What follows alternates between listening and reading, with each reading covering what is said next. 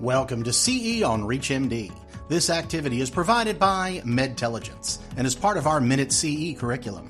Prior to beginning the activity, please be sure to review the faculty and commercial support disclosure statements as well as the learning objectives. This is CE on ReachMD, and I'm Dr. Zhang. Here with me today is Dr. Richard Lafayette. In another episode, we discussed the phase 3 data from disease-modifying agent, namely sibeprenlimab and atacicept. Today, we are focusing on the subgroup data from these trials.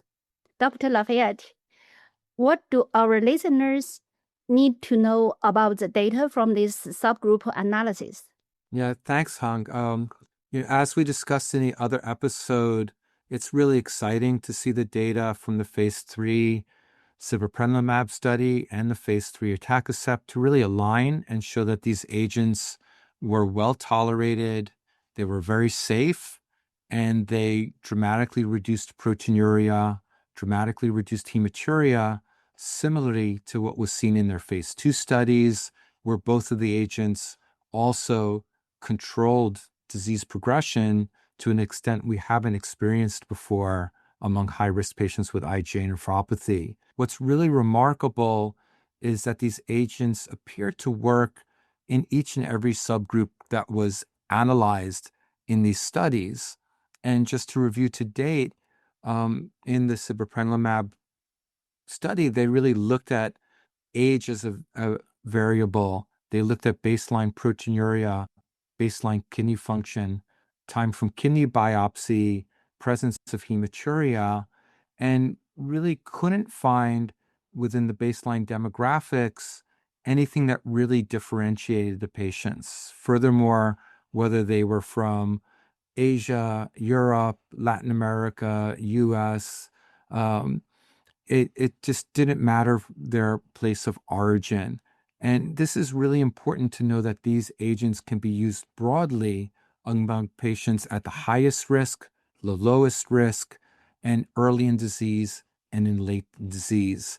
And we still may need to wait until we see whether or not there's enough pathology data to see whether that's true based on what their baseline biopsy was. But as you know, the biopsies could be a long time from the beginning of the study. Similarly for atacicept, they looked at similar subgroup analysis of age, gender, race, baseline proteinuria, GFR, presence or absence of hematuria.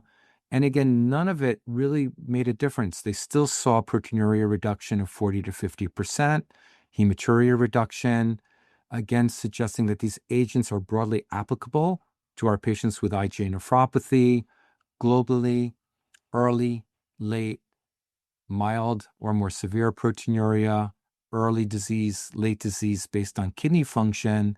And it's just really, really exciting. I think we all want to try to personalize our therapies for those patients who could benefit from the most. But right now, it's really hard to choose because it looks like everyone's benefiting. Similarly, at least those patients who are in the trial. So I'll turn it back to you, Zhang, for what you think about whether these are really universal therapies or maybe there is a group that we should really focus the therapy for. I think I agree with you that actually in the telitacicept with the baseline and the follow-up is very similar with these two studies. And the little bit different is in Chinese patient, the renal biopsy time for the randomization is shorter. And that's eGFR is a little bit higher than these two studies. That means the patient may have that's early stage of the disease. That's maybe that's because we didn't had to compare. But as you know, IgA nephropathy displays very highly heterogeneity in clinical pathology, manifestations, and the treatment responsible also different, and the prognosis is also different in different populations so far in the literature. And that's a published cohort study from China, from Japan, and from Korea that indicates the compare with the non-Asian population that the East Asian IgA nephropathy patients have more aggressive clinical and pathology features, at least in the that cohort study.